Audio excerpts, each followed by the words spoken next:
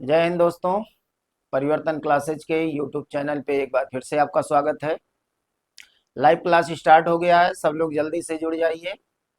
हम लोग पॉलिटी के सीरीज को आगे बढ़ा रहे हैं और आज का हमारा टॉपिक होगा संविधान का भाग 2 नागरिकता। आज हम लोग नागरिकता के टॉपिक को आरंभ करेंगे और देखेंगे भारत में नागरिकता के क्या क्या प्राविधान है। तो आज का क्लास बहुत ही इम्पोर्टेंट होने वाला है। कुछ थ्योरी देखेंगे और कुछ उसका व्यवहारिक रूप देखेंगे। संविधान में नागरिकता के संबंध में क्या वर्णन किया गया है, तो इन सारी चीज़ों के बारे में आज हम लोग पढ़ने वाले हैं। तो आज का टॉपिक बहुत ही महत्वपूर्ण होने वाला है, सारे लोग जल्दी से जुड़ जाइए। फिर हम लोग आगे बढ़ते हैं और नागरिकता के टॉपिक को आरंभ करते हैं। चलिए सारे लोग आ जाइए, जल्दी से शुरुआत करते हैं हम लोग आज के टॉपिक को। और आज का हमारा टॉपिक है नागरिकता।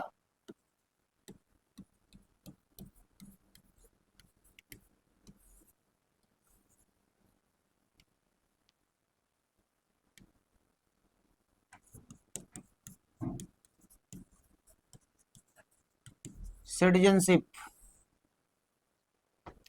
किसी भी राष्ट्र के लिए नागरिकता का एक मूलभूत महत्व है और इस नागरिकता के टॉपिक में कुछ थ्योरेटिकल बातें सब पहले हम लोग समझेंगे कि नागरिकता क्या है, नागरिकता का विवाद दुनिया में क्यों चल रहा है, भारत भी नागरिकता विवाद से जूझ रहा है, भारत में भी तमाम तरह की समस्याएं चल रही हैं नागरिकता के संबंध में, और समय समय पर भारत की संसद के द्वारा कई तरह के कानून बनाए जाते हैं और उन कानूनों को लागू किया जाता है तो कई प्रकार के विवाद उत्पन्न हो जाते हैं। जैसे अभी हाल ही में लॉकडाउन के पहले CAA 2019 आया था और उस पे एक बड़ा आंदोलन खड़ा हो गया था।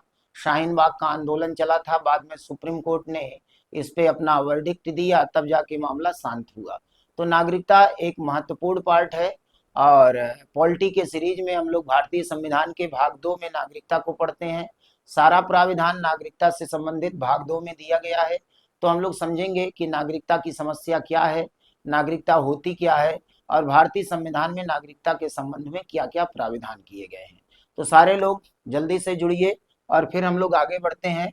तो नागरिकता का टॉपिक हम लोग संविधान के भाग 2 में पढ़ते हैं, पार्ट सेकंड। और नागरिकता का वर्णन जो भारतीय संविधान में है मूल रूप से वो अनुच्छेद 5 से लेकर 11 तक इसका वर्णन किया गया है। अनुच्छेद 5 से 11 तक नागरिकता का प्राविधान किया गया है। लेकिन अनुच्छेद 5 से 11 तक का जो नागरिकता प्राविधान है ये वर्तमान समय में लागू नहीं है।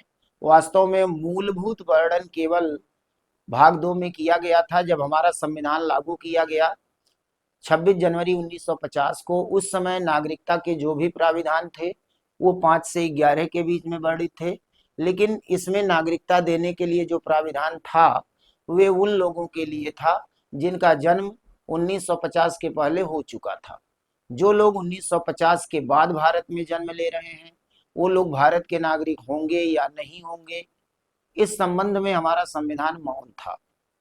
इसीलिए नागरिकता के संबंध में आगे प्राविधान करने के लिए भारत की संसद ने संविधान के अनुच्छेद 11 का प्रयोग किया और एक नया अधिनियम पारित किया जिसको नागरिकता अधिनियम 1955 के नाम से जाना जाता है, यानी सिटीजनशिप एक्ट 1955।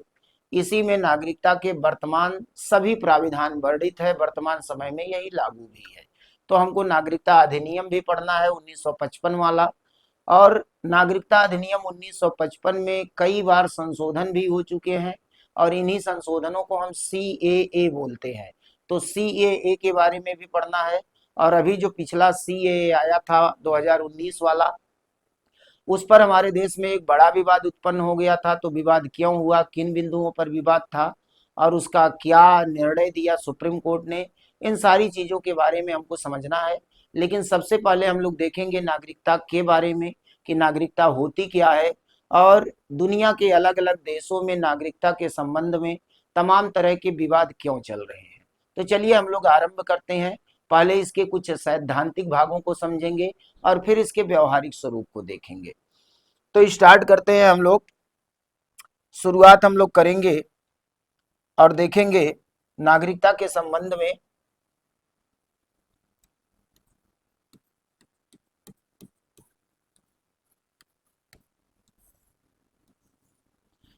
पहला प्रश्न तो यही बनता है कि नागरिकता होती क्या है, व्हाट इज सिटीजनशिप, ये नागरिकता आवश्यक क्यों है। किसी भी लोकतांत्रिक राष्ट्र में देखेंगे तो नागरिकता के अलग से प्राविधान किए गए हैं, तो नागरिकता क्यों है और क्यों आवश्यक है, पहले इसके बारे में समझ लीजिए। तो पहला प्रश्न तो ये बनता है कि नागरिकता है क्या। पहला जो प्रश्न बनेगा क्या के संबंध में बनेगा कि नागरिकता होता क्या है, तो इसके बारे में दो तीन बातें आप कह सकते हैं। नागरिकता वास्तव में एक अस्थायी निवास का प्रमाण पत्र होता है। जिस देश में आप अस्थायी रूप से निवासी होते हैं उसी देश के आप नागरिक माने जाते हैं। ये बाई बर्थ हो सकता है, बाई डायनेस्टी हो सकता है, यानी जन्म के आधार पे हो सकता है, वंश के आधार पे हो सकता है, कई प्रकार के आधार हो सकते हैं। उसके बारे में चर्चा हम लोग आगे करेंगे। लेकिन मूल जो स्वरूप है, पहला प्रश्न यही बनता है कि नागरिकता है क्या, तो आप इसके बारे में कह सकते हैं कि यह एक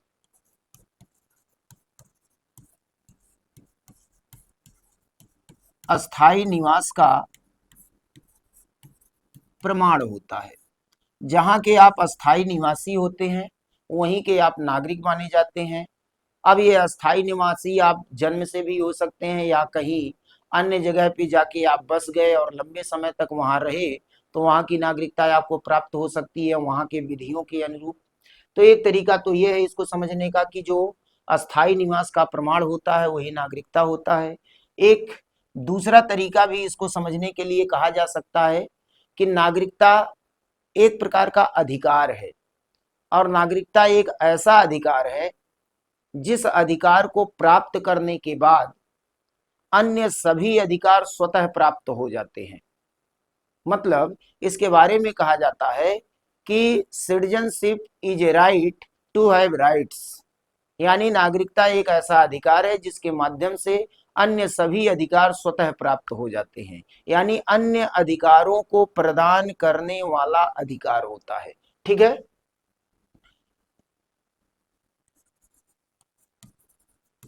अधिकारों को प्रदान करने वाला अधिकार। एक तरीका इसको समझने का यह भी हो सकता है, जैसे एग्जाम्पल के रूप में अगर आप भारत के सभी अधिकारों का, भारतीय संविधान में जो वर्णित अधिकार हैं, अगर उन सभी अधिकारों का आप उपभोग करना चाहते हैं तो सबसे पहले आपको भारत की नागरिकता ग्रहण करनी होगी। अगर आप भारत के नागरिक हैं तो सभी अधिकारों का उपभोग आप स्वतः कर सकते हैं। लेकिन अगर आप भारत के नागरिक नहीं हैं तो कुछ अधिकार तो आपको मिलेंगे लेकिन सारे अधिकार आपको प्राप्त नहीं होंगे। यानी जो उस देश के नागरिक होते हैं उन्हें उस देश के समस्त अधिकार स्वतः प्राप्त हो जाते हैं। लेकिन अगर आप उस देश के नागरिक नहीं हैं तो आपको कुछ अधिकार तो मिलते हैं लेकिन सभी अधिकार आपको नहीं मिलते। एग्जाम्पल के रूप में अगर हम भारत का एग्जाम्पल ले लें, अगर हम भारत का एग्जाम्पल ले लें,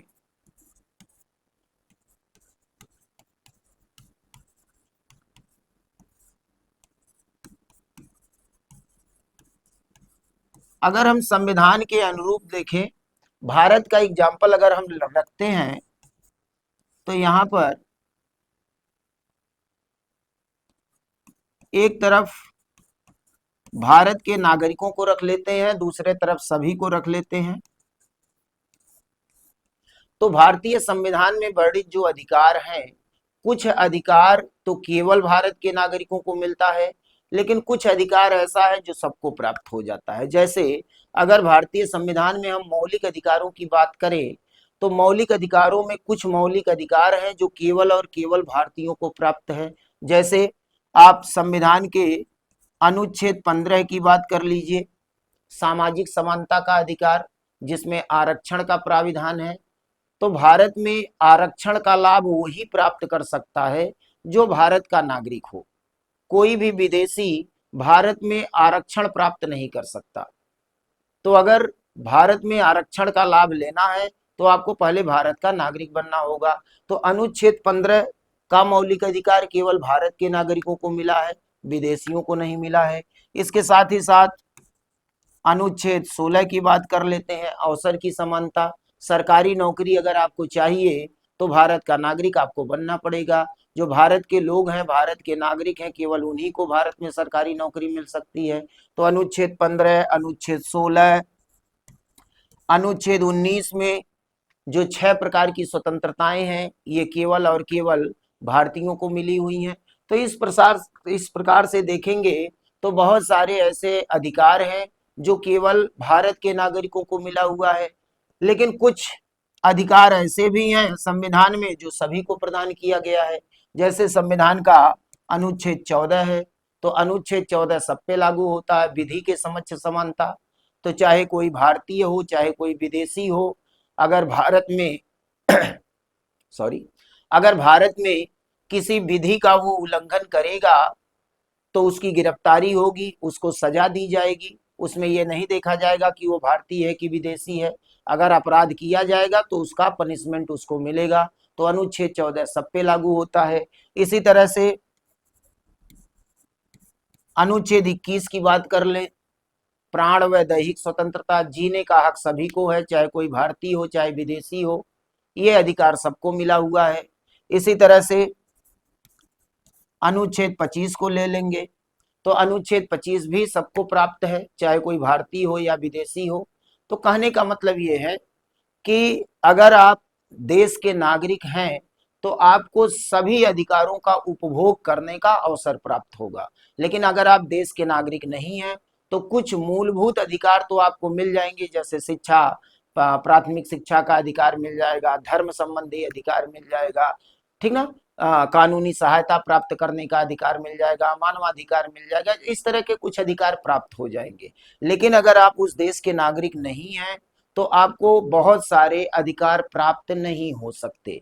जैसे अगर आप भारत के नागरिक नहीं हैं तो भारत में ना तो आरक्षण का लाभ ले सकते हैं, ना सरकारी नौकरी प्राप्त कर सकते हैं, ना किसी संवैधानिक पद को धारण कर सकते हैं, ना तो आप वोट डाल सकते हैं, ना तो आप चुनाव लड़ सकते हैं। तो ये सारे अधिकार आपको तभी प्राप्त होंगे जब आप भारत के नागरिक होंगे।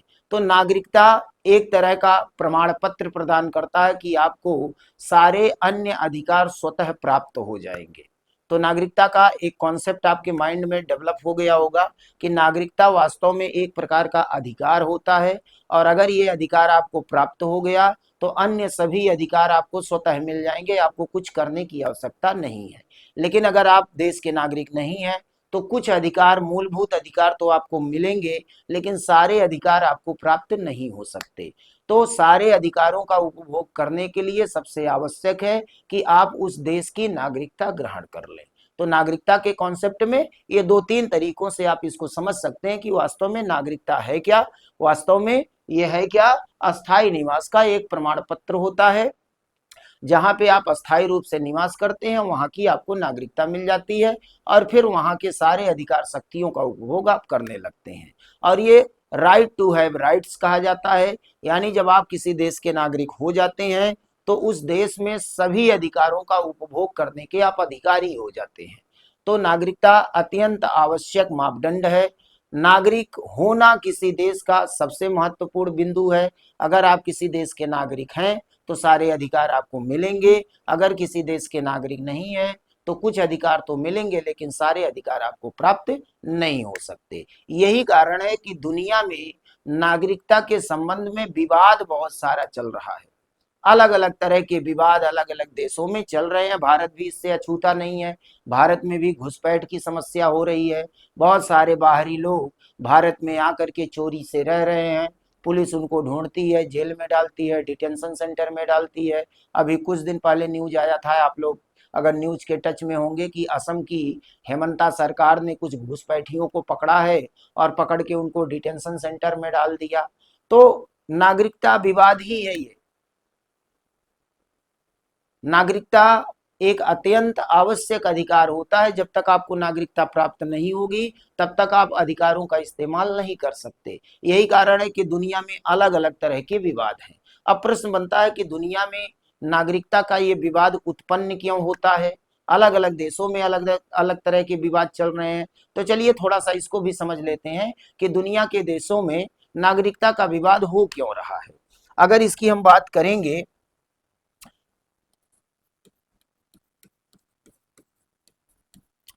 नागरिकता विवाद की अगर बात करें तो अलग अलग तरह के विवाद दुनिया के अलग अलग देशों में चल रहे हैं और विवाद के अलग अलग आधार हो सकते हैं। इन विवादों के अलग अलग तरीके हो सकते हैं। जैसे एक आप आधार ले सकते हैं असमानता का।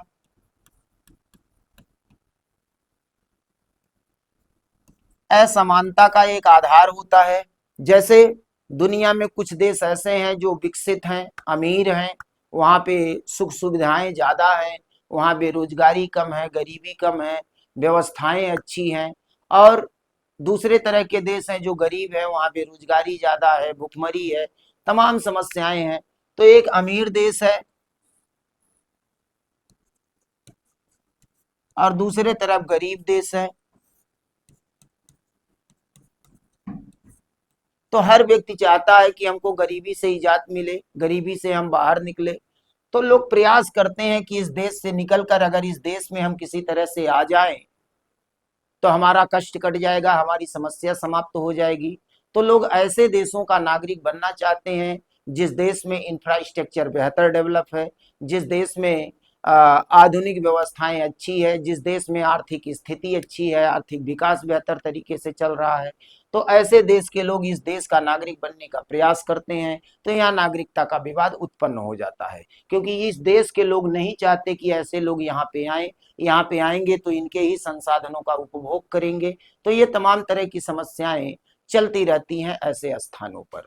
तो प्रश्न ये बनता है कि जब ये लोग यहाँ से यहाँ आएंगे तो इस देश के कानून के हिसाब से इनको नागरिकता ग्रहण करनी पड़ेगी। और नागरिकता के कानून इतने कठोर हैं कि ऐसे देश किसी को नागरिक आसानी से बनाते नहीं है।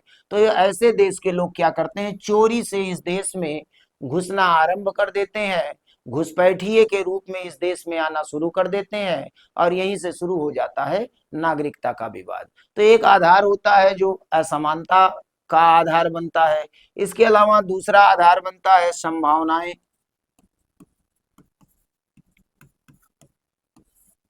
अलग अलग देशों में अलग अलग तरह के लोग हैं, अलग अलग क्षेत्र में काम करने वाले लोग हैं। जो स्किल जिस व्यक्ति के अंदर डेवलप हुआ है, अगर उस स्किल का उपयोग करने के लिए उस देश में व्यवस्थाएं नहीं है तो ऐसे व्यक्ति प्रयास करते हैं हमको ऐसे देश की नागरिकता प्राप्त हो जाए जहां पे इस स्किल का प्रयोग बेहतर तरीके से हो सके। एक एग्जाम्पल बताता हूं आपको, अभी हाल ही का एक एग्जाम्पल है। एक सिंगर है जिनका नाम सुने होंगे, अदनान सामी। अदनान सामी वास्तव में पाकिस्तान के सिंगर थे, अच्छे लेवल के सिंगर थे। लेकिन आप जानते हैं कि पाकिस्तान की स्थिति क्या है, गरीबी का आलम क्या है, अर्थव्यवस्था तबाह हो चुकी है। तो वहां पर जो सिंगिंग के क्षेत्र के लोग हैं उनकी संभावनाएं बहुत कम है।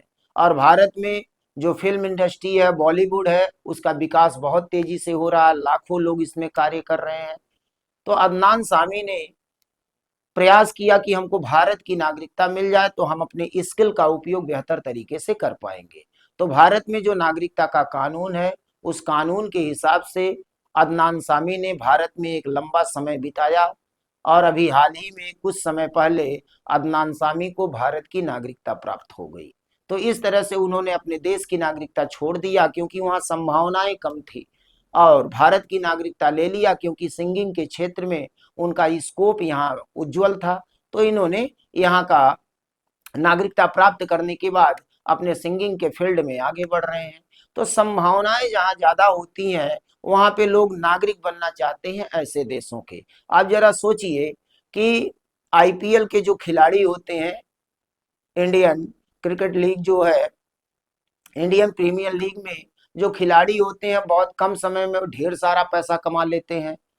भारत और पाकिस्तान के बीच में युद्ध की स्थिति हमेशा बनी रहती है, विरोधी राष्ट्र है।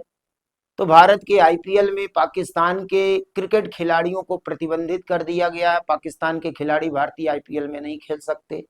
तो कहीं न कहीं पाकिस्तान के क्रिकेटरों के मन में ये सवाल जरूर उठता होगा कि क्रिकेट के फील्ड में हमारे अंदर स्किल इतना बेहतर है, अगर हम भारत में जन्म लिए होते और भारत के नागरिक बने होते तो हम इस फील्ड में कुछ बेहतर कर सकते थे।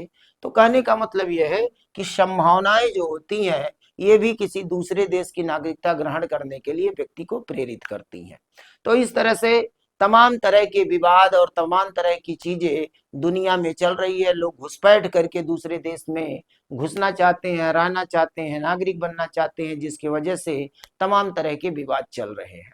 तो अब हमको ये देखना है कि किसी देश में जो निवास करने वाली जनता होती है वो कितने तरह की हो सकती है। एग्जाम्पल अगर हम भारत का ले लें तो भारत में कितने तरह के लोग निवास करते हैं, इसको अगर हम समझ लिए तो नागरिकता का जो पूरा का पूरा एक मापदंड है ठीक तरीके से हमको समझ में आ जाएगा। तो चलिए हम लोग आगे बढ़ते हैं और देखते हैं कि किसी देश में निवास करने वाली जो जनता होती है वो कितने प्रकार की होती है। अगर हम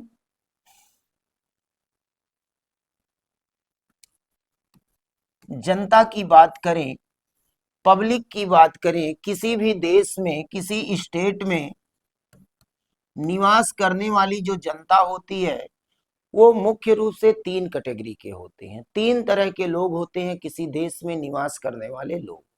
कौन कौन से होते हैं ये तीन कैटेगरी हम लोग देख लेते हैं। पहली कैटेगरी में तो नागरिक आते हैं।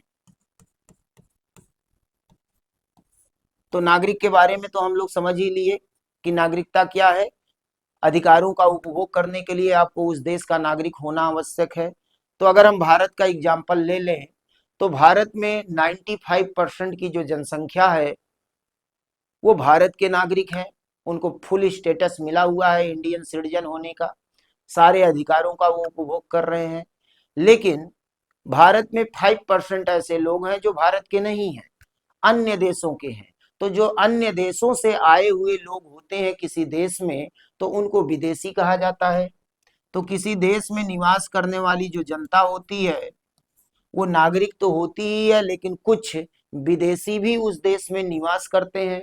तो विदेशी कौन होते हैं? जो किसी दूसरे देश के नागरिक हैं और किसी कारणवश वो दूसरे देश में पहुंचे हुए हैं। जैसे भारत में भारत के लोग तो हैं ही, लेकिन इसके अलावा विश्व के अन्य देशों के लोग भी यहाँ रहते हैं।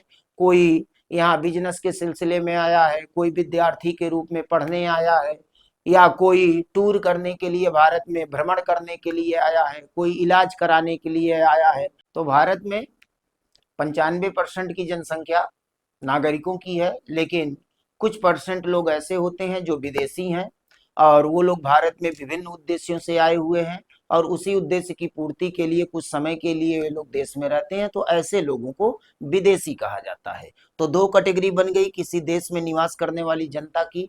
एक तीसरी कैटेगरी भी होती है जिनको कहा जाता है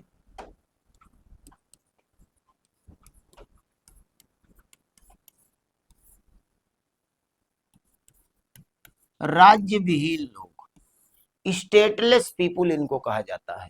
तो ये हो गए नागरिक, सिटीजन, किसी देश में जो अस्थायी निवासी होते हैं जिनको नागरिकता का अधिकार मिला हुआ है। विदेशी कौन होता है? विदेशी वे लोग होते हैं जो किसी दूसरे देश के नागरिक हैं लेकिन कुछ कारणों से किसी दूसरे देश में आए हुए हैं, तो ऐसे लोगों को विदेशी कहा जाता है। राज्य विहीन लोग कौन होते हैं? ऐसे लोग जिनका अपना कोई देश ही नहीं है, वो दुनिया के किसी देश के नागरिक नहीं है। तो ऐसे लोगों को स्टेटलेस पीपुल कहा जाता है। सबसे खराब स्थिति दुनिया में इन्हीं लोगों की होती है। क्या होते हैं स्टेटलेस, उसके बारे में आगे हमको समझना है। तो यहाँ पे ये बात समझ में आ गई होगी कि किसी देश में निवास करने वाली जो जनता होती है तीन तरह की होती है। सबसे ज्यादा जनसंख्या नागरिकों की होती है, लेकिन कुछ विदेशी भी होते हैं और कुछ राज्य विहीन लोग भी हो सकते हैं।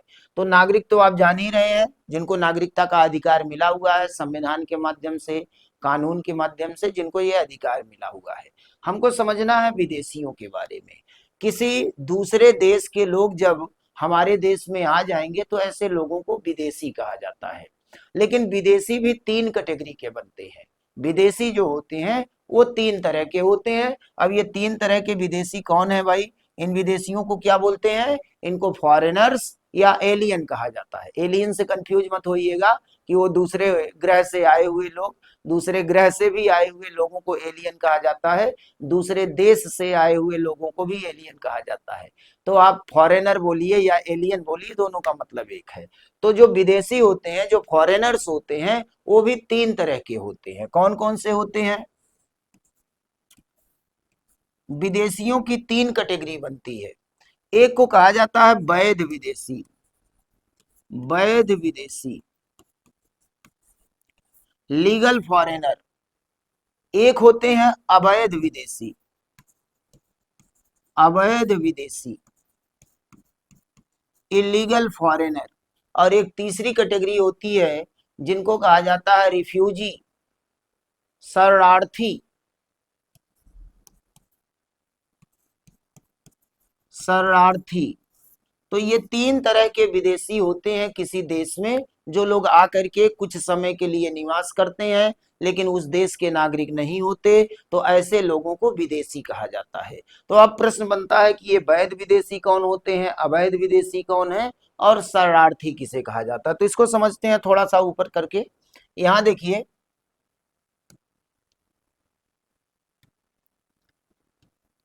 जो विदेशी हैं, जो फॉरेनर्स होते हैं, इनकी तीन कैटेगरी बनती है।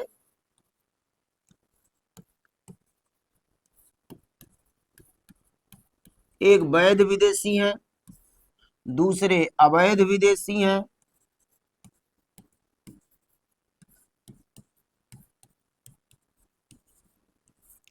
और एक तीसरे कैटेगरी के लोग हैं जिनको कहा जाता है शरणार्थी। लीगल फॉरेनर, इलीगल फॉरेनर और रिफ्यूजी। तो यहाँ पर तीनों के बारे में हम लोग पहले समझ लेते हैं कि वैध विदेशी कौन होता है, अवैध विदेशी कौन होता है, और शरणार्थी किसे कहा जाता है। तो देखिए, जो वैध विदेशी होते हैं, ये किसी दूसरे देश में जाते हैं लेकिन लीगल तरीके से जाते हैं। जैसे कोई बाहर का व्यक्ति भारत में आ रहा है तो उसको वैध विदेशी तब कहा जाएगा जब वो पासपोर्ट और वीजा के साथ भारत में आए। तो यहाँ पे जिनके पास पासपोर्ट के साथ साथ वीजा भी होगा, यानी कानूनी तौर तरीके से जो किसी दूसरे देश में एंट्री करते हैं, वो वैध विदेशी होते हैं। उनके पास पासपोर्ट और वीजा होना चाहिए। पासपोर्ट वीजा दोनों अलग अलग लीगल डॉक्यूमेंट्स होते हैं। पासपोर्ट जो होता है वो उस देश के नाम का बनता है जिस देश का वो व्यक्ति रहने वाला है। जैसे भारत का कोई नागरिक है, वो अमेरिका जाना चाहता है, तो उसका पासपोर्ट भारतीय होगा, यानी जिस देश का वो व्यक्ति नागरिक है उस देश के नाम से उसका पासपोर्ट बनता है, वही उसका पहचान पत्र होता है विदेशों में जाने के बाद। और वीजा क्या होता है? वीजा वो देश देता है जिस देश में उस व्यक्ति को जाना है। यानी किसी भारतीय को अगर अमेरिका जाना है तो उसका पासपोर्ट भारतीय होगा और उसका वीजा अमेरिकन होगा। अमेरिका सरकार उसको वीजा देगी कि इतने समय के लिए आप हमारे देश में रह सकते हैं, तो वो वीजा कहलाता है। तो जो वैध विदेशी होते हैं, ये पासपोर्ट और वीजा के साथ अगर किसी दूसरे देश में जाते हैं तो विदेशी तो हैं लेकिन वैध विदेशी होते हैं। और जो वैध विदेशी होते हैं, इनको सरकारें प्रोटेक्शन देती हैं, इनको अधिकार देती हैं, मूलभूत सुविधाएं इनको प्रदान की जाती है। प्राथमिक शिक्षा का अधिकार मिलेगा, धार्मिक अधिकार मिलेगा, मानवाधिकार मिलेगा, कानूनी सहायता इनको प्राप्त होगी, ये सारे अधिकार इनको मिलते हैं। जैसे कोई भी व्यक्ति अगर भारत में आता है और लीगल तरीके से आता है, कोई अमेरिका का नागरिक, कोई पाकिस्तान का नागरिक या दुनिया के किसी भी देश का नागरिक अगर भारत में किसी भी उद्देश्य से आया है, तो भारत का प्रशासन उसका सहयोग करता है। अगर जाने अनजाने में उसके साथ कोई दुर्घटना हो गई तो भारत की पुलिस प्रशासन उसका सहयोग करेगी, कानूनी तौर तरीका उस पर भी लागू होगा। तो जो वैध विदेशी होते हैं, ये पासपोर्ट और वीजा के साथ आते हैं। कभी कभी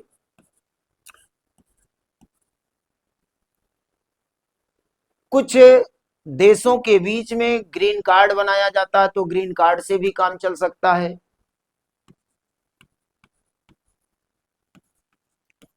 ग्रीन कार्ड भी हो सकता है।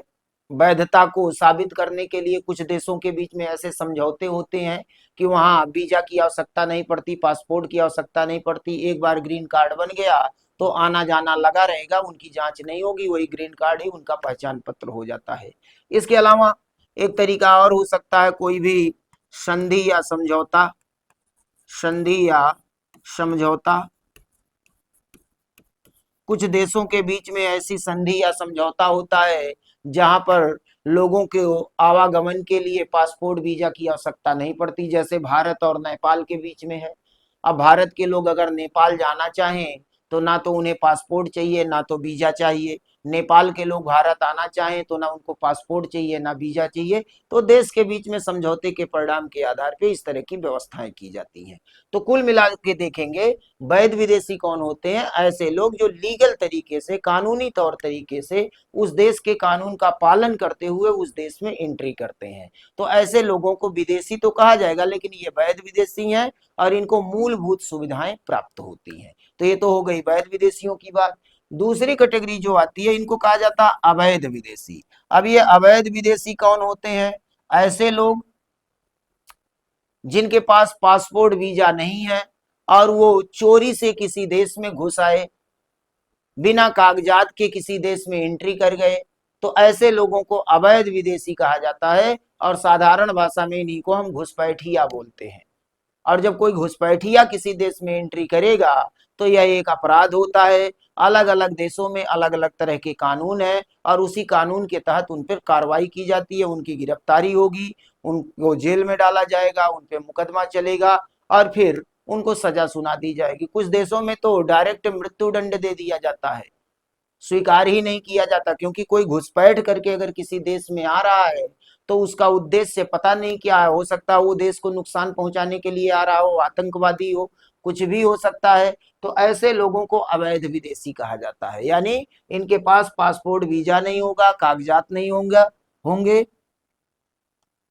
बिना पासपोर्ट व वीजा के अवैध तरीके से जब कोई किसी देश में एंट्री कर जाता है और आके चोरी से रहने लगता है तो उन्हीं को कहा जाता है इलीगल फॉरेनर्स, यानी इन्हीं को हम घुसपैठिया बोलते हैं। और जो घुसपैठिए होते हैं उनके कोई सपोर्ट नहीं मिलता उस देश से, बल्कि वह उस देश के कानून का उल्लंघन कर रहे हैं।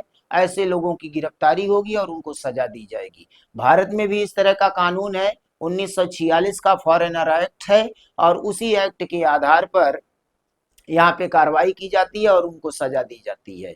तो पासपोर्ट एक्ट भी है भारत का, फॉरेनर्स एक्ट भी है। तो इन एक्टों के आधार पर इन लोगों के ऊपर कार्रवाइयां की जाती हैं। इनके लिए डिटेंशन सेंटर बने हुए हैं। वर्तमान समय में हमारे देश में 6 डिटेंशन सेंटर हैं और इन्हीं डिटेंशन सेंटर में इनको रखा जाता है। एक तरह का जेल होता है जिसमें इन लोगों को कैद किया जाता है।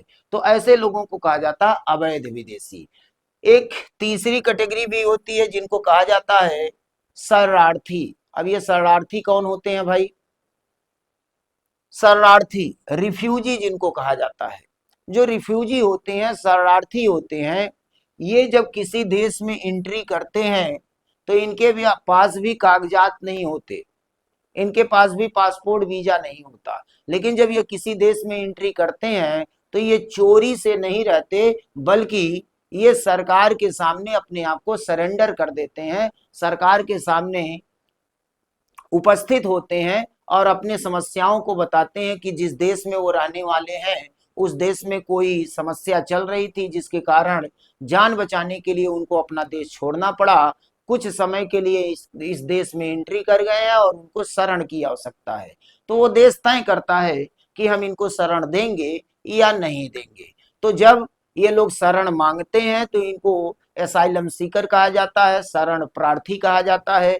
और जब वो देश उनको शरण दे देता है तो ऐसे ही लोगों को शरणार्थी कहा जाता है, रिफ्यूजी कहा जाता है। और जो रिफ्यूजी होते हैं वो अवैध विदेशी तो हैं, लेकिन इनको अवैध विदेशी माना नहीं जाता, बल्कि सरकार इनको प्रोटेक्शन देना शुरू कर देती है, इनको मूलभूत सुविधाएं देती है जब तक कि उस देश की समस्या समाप्त ना हो जाए और ये लोग वापस ना चले जाएं। जैसे एग्जाम्पल के रूप में, जब पूर्वी पाकिस्तान और पश्चिमी पाकिस्तान आपस में लड़ रहे थे 1971 में, जब बांग्लादेश बनता है, तो उस समय बहुत सारे बांग्लादेशी भारत में आ गए थे।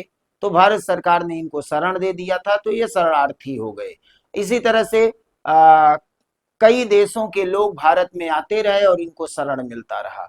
तो शरणार्थी जो होते हैं, होते तो ये भी घुसपैठिए ही हैं, बिना कागजात के किसी देश में एंट्री कर जाते हैं, लेकिन ये छुप कर नहीं रहते, बल्कि सरकार के सामने सरेंडर कर देते हैं, आत्मसमर्पण कर देते हैं, उनसे शरण मांगते हैं कि हमारे यहाँ कोई समस्या है, कोई युद्ध की स्थिति बनी हुई है, या अन्य प्रकार की कोई समस्या चल रही है, गृह युद्ध छिड़ा हुआ है, तो अपनी जान बचाने के लिए ये लोग भाग के दूसरे देश में आए हैं। और अगर उस देश की सरकार उनको शरण दे देती है, तो ऐसे लोगों को शरणार्थी कहा जाता है। अब वो देश तय करेगा कि हम इनको शरण देंगे कि नहीं देंगे। इस संबंध में यूएनओ में एक रिजोल्यूशन पास किया गया था कि अगर कोई शरण मांगने के लिए आता है तो उसको शरण दिया जाना चाहिए। उसी संबंध में एक कानून बना इंटरनेशनल, और 147 देशों ने उस पर सिग्नेचर बनाया कि अगर कहीं पर किसी का उत्पीड़न हो रहा है और वो अपनी जान बचाने के लिए किसी दूसरे देश में जा रहा है, शरण मांग रहा है, तो उसको शरण मिलना चाहिए। तो जिन देशों ने उस रिजोल्यूशन पे अपना सिग्नेचर कर दिया है, उसके सदस्य हो गए हैं, वो लोग इस बात को मानने के लिए बाध्य है। भारत ने आज तक इस पे सिग्नेचर नहीं किया। भारत का मानना है कि ये हमारा आंतरिक मामला है, किसी को हम शरण देंगे कि नहीं देंगे, इसके लिए हम किसी अंतरराष्ट्रीय कानून से बंधेंगे नहीं, हम स्वयं तय करेंगे कि हम शरण देंगे कि नहीं देंगे, ये हमारा पर्सनल मामला है, ये हम खुद तय करेंगे। तो ये 3 कैटेगरी के लोग होते हैं विदेशियों में, जिसको वैध विदेशी, अवैध विदेशी और शरणार्थी कहा जाता है। तो वैध विदेशी लीगल तरीके से देश में आते हैं, अलग अलग उद्देश्यों से, कोई भ्रमण करने के लिए आया, कोई पढ़ने के लिए आया, कोई इलाज कराने के लिए आया, कोई भी कारण हो सकता है, तो उनको वैध विदेशी कहा जाता है। अवैध कौन होते हैं? जिनके पास कागजात नहीं होते, चोरी से एंट्री कर जाते हैं, वो अवैध विदेशी होते हैं, इन्हीं को घुसपैठिया कहा जाता है। एक तरीका और हो सकता है इनमें कि पासपोर्ट वीजा के साथ कोई विदेशी भारत में आया, तो जितने दिनों का वीजा उसे मिला हुआ है उतने दिनों तक तो वो वैध विदेशी है, लेकिन अगर उसके वीजा का समय समाप्त हो गया और वो वापस नहीं गया है, तो अवैध हो जाएगा। मान लीजिए 2 वर्ष का वीजा लेके वो भारत आया है, तो 2 वर्ष तक तो वो लीगल फॉरेनर है, वैध विदेशी है, लेकिन 2 वर्ष के अंदर उसको वापस लौटना है। अगर वापस नहीं लौटता है, तो उसके बाद वो अवैध विदेशी हो जाएगा, उस पर भारत का कानून लागू होगा और उसके बाद मुकदमा चलेगा, वो जेल जाएगा। तो ये भी एक आधार हो सकता है कि वीजा का समय खत्म होने के बाद वो अवैध हो सकता है। तो इस तरह से विदेशियों में हम देखेंगे तो 3 कैटेगरी बनती है, वैध विदेशी, अवैध विदेशी और शरणार्थियों की। इसी समस्या से पूरी दुनिया जूझ रही है। लोग घुसपैठ करके दूसरे देश में चले जाते हैं, लंबे समय तक रहते हैं और ये साबित करने का प्रयास करते हैं कि हम इसी देश के नागरिक हैं। भारत भी इसी समस्या से जूझ रहा है। भारत में, असम में, पूर्वोत्तर भारत के कई राज्यों में, जम्मू कश्मीर में बहुत सारे घुसपैठी, इसमें बांग्लादेशी घुसपैठिए, इसमें म्यांमार के रोहिंग्या समुदाय के जो मुसलमान हैं उनका घुसपैठ हुआ, श्रीलंका के तमिलों का घुसपैठ हुआ, पाकिस्तान से घुसपैठ होता रहता है, अफगानिस्तान से कुछ लोगों का घुसपैठ हुआ। तो घुसपैठ की समस्या से भारत लंबे समय से जूझता रहा है। इस पे समय समय पे कानूनें बनती रही हैं। उसी के बारे में आगे हमको समझना है कि भारतीय संविधान में इस संबंध में क्या कानून बनाए गए हैं। तो ये तो हो गया विदेशियों की बात। तो किसी भी देश में निवास करने वाली जो जनता होती है वो 3 कैटेगरी की होती है। पहली कैटेगरी में नागरिक आते हैं, दूसरे कैटेगरी में विदेशी आते हैं, एक तीसरे कैटेगरी के लोग भी होते हैं जिनको कहा जाता है राज्य विहीन लोग, स्टेटलेस पीपुल। सबसे खराब स्थिति इनकी होती है, जो स्टेटलेस होते हैं। अब कहेंगे स्टेटलेस का मतलब क्या है? तो स्टेटलेस का मतलब है जिनका अपना कोई देश है ही नहीं, जो किसी भी देश के नागरिक नहीं है, जो किसी भी देश के नागरिक नहीं है। जैसे एक एग्जांपल से समझिए, 1930 के आसपास में हिटलर ने जर्मनी में जब यहूदियों का कत्लेआम शुरू किया, तो एक कानून पास कराया और उस कानून के माध्यम से यहूदियों की नागरिकता छीन ली। जर्मनी में रहने वाले जो यहूदी थे उनकी नागरिकता छीन ली गई, तो वो अब नागरिक नहीं रहे, तो क्या हो गए, स्टेटलेस हो गए, यानी राज्य विहीन हो गए, उनका अपना कोई देश ही नहीं है।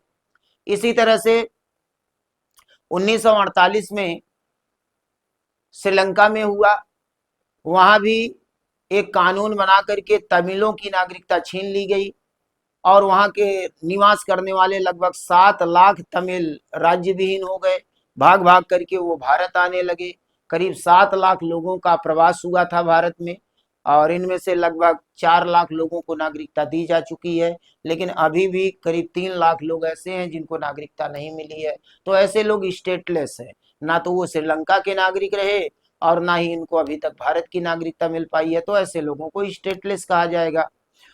1984 के आसपास में कुछ और इस तरह की घटनाएं हुई, जैसे बर्मा में, म्यांमार में एक कानून पास करके रोहिंग्या समुदाय के मुसलमानों को स्टेटलेस कर दिया गया, वो भाग के बांग्लादेश में आ गए। बांग्लादेश से करीब 30,000 रोहिंग्या भारत में आ गए, तो इनको घुसपैठिया कहा गया, और ये चूंकि म्यांमार के भी नागरिक नहीं रहे, वहां की नागरिकता छीन ली गई, तो ऐसे लोगों को स्टेटलेस पीपुल कहा जाएगा, राज्य विहीन लोग कहा जाएगा। इनका अपना कोई राष्ट्र ही नहीं है, कोई देश ही नहीं है, और जब राष्ट्र और देश ही नहीं है इनका, तो इनको कोई प्रोटेक्शन नहीं मिलता दुनिया में, तो सबसे खराब स्थिति इनकी होती है।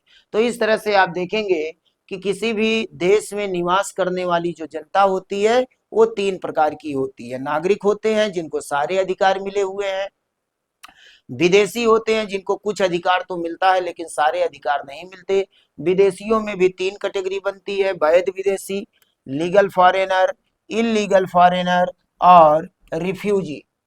जो वैध विदेशी हैं इनको तो अधिकार प्रदान करती हैं सरकारें, लेकिन जो इलीगल फॉरेनर्स होते हैं, जो घुसपैठिए होते हैं, उनके लिए कानून बनाए जाते हैं, सख्त कानून बनते हैं, इनकी गिरफ्तारियां होती हैं, इनको जेल में डाला जाता है। इसी समस्या से पूरी दुनिया जूझ रही है, भारत भी इससे अछूता नहीं है। भारत भी घुसपैठ की समस्या से जूझ रहा है, और इसी समस्या को दूर करने के लिए सरकार बार बार एनआरसी कराने का प्रयास कर रही है, लेकिन काफी विरोध इसका हो रहा है, एनआरसी का। इसीलिए अभी तक इसका एनआरसी हो नहीं पाया है। केवल असम में उच्चतम न्यायालय के द्वारा, सुप्रीम कोर्ट के द्वारा असम में एनआरसी कराया गया। 2015 में शुरू हुआ था, 2019 में फाइनल हुआ। करीब 18 लाख लोग इस दायरे में आ गए हैं जो साबित नहीं कर पाए कि हम भारत के नागरिक हैं, और इन 18 लाख लोगों में से लगभग 12 लाख तो हिंदू हैं और 6 लाख के आसपास मुसलमान हैं। तो इसमें माना जा रहा था कि ज्यादा मुस्लिम समुदाय के लोग होंगे, लेकिन ऐसा हुआ नहीं। इसमें ज्यादा हिंदू समुदाय के लोग हुए जो बांग्लादेश से घुसपैठ करके भारत में आए थे और पूर्वोत्तर भारत में फैल गए थे। तो उस एनआरसी पे अभी रोक लगी हुई है। सरकार मंशा बार बार बना रही है कि हम पूरे देश में एनआरसी कराएंगे। एनआरसी का मतलब यह है, यह पहचान करना कि कोई भी व्यक्ति भारत का है या विदेशी है, यानी घुसपैठिया है। इस पहचान को करने के लिए जो प्रक्रिया अपनाई जाती है उसी को एनआरसी कहा जाता है। नेशनल रजिस्टर फॉर सिटीजनशिप कहा जाता है, नागरिकता रजिस्टर, इसको राष्ट्रीय नागरिकता रजिस्टर कहा जाता है इसको। तो एनआरसी कराने की बात हो रही है, लेकिन वो तो राजनीतिक इच्छा शक्ति है कि एनआरसी कब कराएगी सरकार, वो देखने वाली बात होगी। तो एक मोटा स्वरूप आपको मिल गया होगा कि किसी भी देश में निवास करने वाली जो जनता होती है ये 3 कैटेगरी की बनती है, नागरिक होते हैं, विदेशी होते हैं और राज्य विहीन लोग भी हो सकते हैं। नागरिकों को पूरा अधिकार मिला होता है, सारे अधिकारों का वो उपभोग करते हैं। जो विदेशी होते हैं, इन विदेशियों में जो वैध विदेशी हैं और जो शरणार्थी हैं, इनको सरकारें कुछ अधिकार तो प्रदान करती हैं लेकिन सारा अधिकार इनको नहीं मिलता। लेकिन जो अवैध विदेशी होते हैं इनको कोई अधिकार प्राप्त नहीं होता, बल्कि इन पर कानूनी कार्रवाई होती है। और जो राज्य विहीन लोग होते हैं ये तो किसी भी देश के नागरिक नहीं होते हैं और इनकी स्थिति सबसे खराब होती है। तो ये नागरिकता से संबंधित और जनता से संबंधित कुछ बातें हो गई। अब हम लोग आगे बढ़ेंगे और देखेंगे कि भारत में जो नागरिकता के संबंध में व्यवस्थाएं दी गई हैं वो क्या हैं, किस तरह से कोई व्यक्ति भारत का नागरिक बन सकता है और किस तरह से किसी व्यक्ति की नागरिकता छीनी जा सकती है, उसकी नागरिकता समाप्त की जा सकती है। ये सारे जो प्राविधान किए गए हैं वो संविधान में किए गए हैं। तो संविधान में क्या व्यवस्था है उसको हम लोग समझते हैं। तो चलिए हम लोग आगे बढ़ेंगे और देखेंगे कि भारतीय संविधान में नागरिकता के संबंध में उपबंध है। तो भारतीय संविधान में जो नागरिकता का उपबंध दिया गया है, भारतीय संविधान में नागरिकता के संबंध में जो उपबंध किया गया है, मूल संविधान को अगर आप देखेंगे तो मूल संविधान में अनुच्छेद 5 से लेकर 11 तक इसका वर्णन किया गया है और इसमें केवल नागरिकता की मूलभूत बातें बताई गई हैं। नागरिकता के संबंध में केवल मूलभूत बातें बताई गई हैं। कुछ पॉइंट्स हम आपको बता दे रहे हैं। जैसे अनुच्छेद 5 है तो ये अधिवास के आधार पर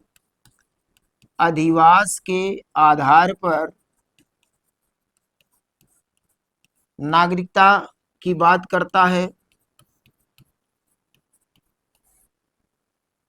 इसमें जो अनुच्छेद 6 और 7 है ये पाकिस्तान से प्रवास पर नागरिकता की बात करता है। अनुच्छेद 8 में भारत में जन्मे लोगों को दी जाने वाली नागरिकता की बात करता है।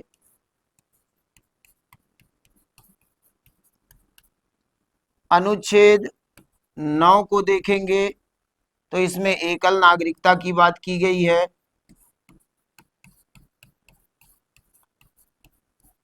अनुच्छेद 10 में नागरिकता के लोप की बात की गई है। और जो अंतिम वाला अनुच्छेद है अनुच्छेद 11, इस अनुच्छेद 11 में भारत के संसद को, पार्लियामेंट को, केंद्रीय विधायिका को ये शक्ति प्राप्त है कि वह नागरिकता के संबंध में कोई भी नया कानून बना सकती है और आवश्यकता पड़ने पे उस कानून में संशोधन भी कर सकती है। यानी संसद को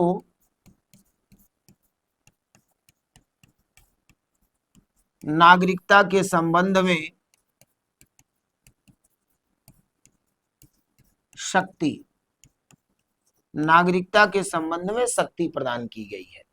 तो ये मूल संविधान में केवल मूलभूत बातें रखी गई, लेकिन अगर वर्तमान परिप्रेक्ष्य में इसको देखेंगे तो वर्तमान परिप्रेक्ष्य में ये लागू ही नहीं है, क्योंकि ये जो व्यवस्था दी गई थी ये उन लोगों को दिया गया था जिनका जन्म 1950 के पहले हो चुका था।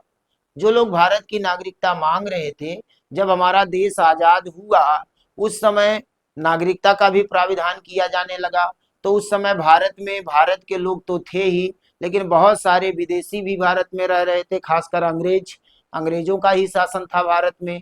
तो बहुत सारे अंग्रेज तो वापस चले गए, लेकिन कुछ अंग्रेजों ने कहा कि हम कई पीढ़ियों से यहीं पे रह रहे हैं, ब्रिटिश ईस्ट इंडिया कंपनी के साथ हम लोग भारत आए थे नौकरी करने के लिए, यहीं रह रहे हैं, कई पीढ़ियां हमारी यहीं बीत गई, हमारे पूर्वज रहे होंगे ब्रिटेन के, लेकिन हम तो यहीं जन्म लिए, यहीं पले बढ़े, यहीं नौकरी कर रहे हैं। अब देश आजाद हो गया तो हम वापस ब्रिटेन नहीं जाना चाहते, बल्कि भारत की ही नागरिकता लेना चाहते हैं। तो ऐसे लोगों को नागरिकता देने का प्राविधान अनुच्छेद 5 में किया गया। इसके अलावा जब देश का विभाजन हुआ तो लाखों की संख्या में लोग भारत से पाकिस्तान जाने लगे, पाकिस्तान से भारत आने लगे। तो जो लोग पाकिस्तान से भारत आ रहे थे उनको नागरिकता कैसे दी जाए, इसका वर्णन अनुच्छेद 6 और 7 में किया गया। इसके अलावा बहुत सारे भारतीय ऐसे थे जो विदेशों में व्यापार वाणिज्य कर रहे थे, लेकिन जब देश आजाद हुआ तो इन लोगों ने भी इच्छा जाहिर की कि देश आजाद हो गया तो हमको भी भारत की नागरिकता चाहिए, क्योंकि हमारा भी जन्म भारत में ही हुआ है। तो ऐसे लोगों को भारत की नागरिकता कैसे दी जाए, इसका वर्णन 8 में किया गया। अनुच्छेद 9 में एकल नागरिकता की बात की गई। हमारे देश में केवल एक ही प्रकार की नागरिकता है। अगर भारत का कोई भी नागरिक किसी दूसरे देश की नागरिकता ग्रहण करेगा तो भारत की नागरिकता स्वतः समाप्त हो जाएगी। तो ये तमाम बातें 9 में कही गई है। अनुच्छेद 10 में वो तरीके बताए गए हैं कि किस तरह से किसी व्यक्ति की नागरिकता समाप्त होगी। नागरिकता को कैसे छीना जा सकता है, इन बातों का वर्णन अनुच्छेद 10 में है। और अनुच्छेद 11 में संसद को यह शक्ति मिली हुई है कि वह नागरिकता के संबंध में नया प्राविधान बना सकती है और आवश्यकता पड़ने पर उसमें संशोधन भी कर सकती है। और भारत की संसद ने इसी का प्रयोग किया और सन 1955 में एक नया अधिनियम पास किया। इसी नए अधिनियम को नागरिकता अधिनियम 1955 के नाम से जाना जाता है। नागरिकता अधिनियम 1955, इसमें नागरिकता के कुछ प्राविधान किए गए और यही प्राविधान वर्तमान समय में भी लागू हैं। तो वर्तमान समय में नागरिकता के संबंध में क्या क्या व्यवस्थाएं हैं, अगर इसको समझना है तो हमको इसे पढ़ना होगा। नागरिकता अधिनियम 1955 को समझना होगा और इस अधिनियम में समय समय पर संशोधन भी किया गया। और जब इसमें संशोधन किया जाता है तो इसी संशोधन को CAA कहा जाता है, सिटीजनशिप अमेंडमेंट एक्ट इसी को कहा जाता है। तो कई बार CAA आ चुका है। पहला संशोधन 1985 में हुआ था, फिर 1986 में संशोधन हुआ, फिर 1992 में संशोधन हुआ, फिर 2003 में संशोधन हुआ, फिर 2005 में संशोधन हुआ, 2015 में संशोधन हुआ और अभी हाल ही में 2019 में भी CAA के माध्यम से इसमें संशोधन किया गया, जिस पर काफी विवाद हुआ था। इस पे शाहीन बाग का आंदोलन हुआ था, कुछ नया क्लॉज इसमें जोड़ा गया है। तो समय समय पर इस पे संशोधन भी होता रहा है। तो भारत में नागरिकता के संबंध में क्या प्राविधान है, तो कुछ प्राविधान तो हमारे मूल संविधान में है, अनुच्छेद 5 से लेके 11 तक, लेकिन इसमें अधिकतम प्राविधान वर्तमान समय में निष्क्रिय हो चुका है, यानी लागू ही नहीं है। वर्तमान समय में लागू क्या है, वर्तमान समय में लागू है नागरिकता अधिनियम 1955। तो यहाँ पर हम लोगों को नागरिकता के टॉपिक में संविधान के भाग 2 में मूल रूप से मूल संविधान में क्या क्या बातें कही गई थी, इसके बारे में डिटेल्स में समझना है।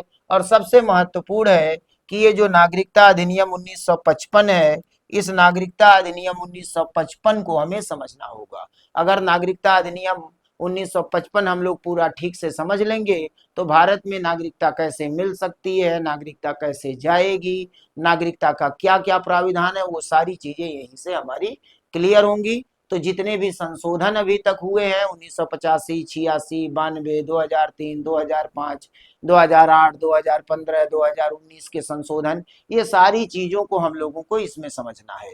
तो दो पार्ट में ये डिवाइड हो जाएगा। एक तो मूल संविधान में जो नागरिकता के प्राविधान दिए गए हैं, इसका एक एक अनुच्छेद का वर्णन हम लोग देखेंगे और फिर नागरिकता अधिनियम 1955 में जो जो बातें रखी गई हैं उसका वर्णन हम लोग देखेंगे और इस तरह से हमारा नागरिकता का प्राविधान कंप्लीट हो जाएगा।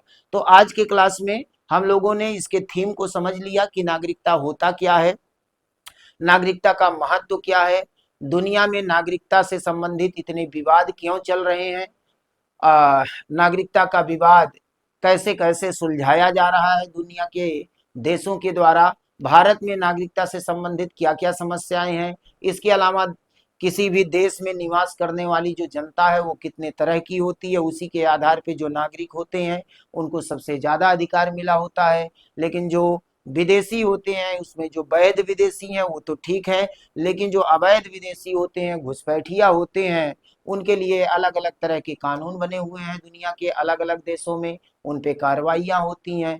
कुछ शरणार्थी होते हैं, साइलम सीकर, और फिर उनको रिफ्यूजी कहा जाता है। कुछ स्टेटलेस पीपुल होते हैं जिनका कोई अपना देश नहीं है। तो दुनिया में बड़े झगड़े चल रहे हैं नागरिकता के संबंध में और भारत में भी ये समस्या है। इस समस्या के निराकरण के लिए इसी अधिनियम में समय समय पर संशोधन किया जाता रहा है।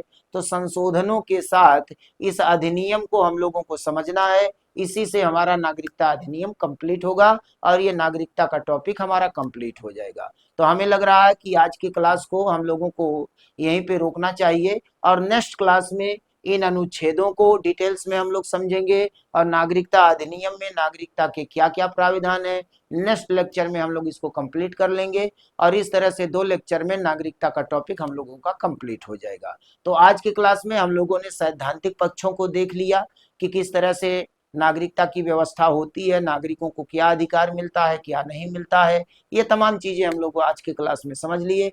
तो अगले क्लास में हम लोग संविधान में वर्णित विभिन्न अनुच्छेदों में नागरिकता के प्राविधान और नागरिकता अधिनियम 1955 को समझेंगे। इस तरह से नागरिकता का टॉपिक हमारा कंप्लीट हो जाएगा।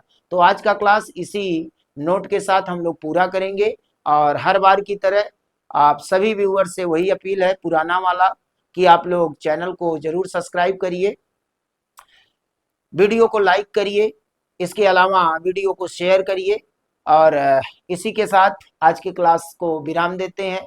जय हिंद।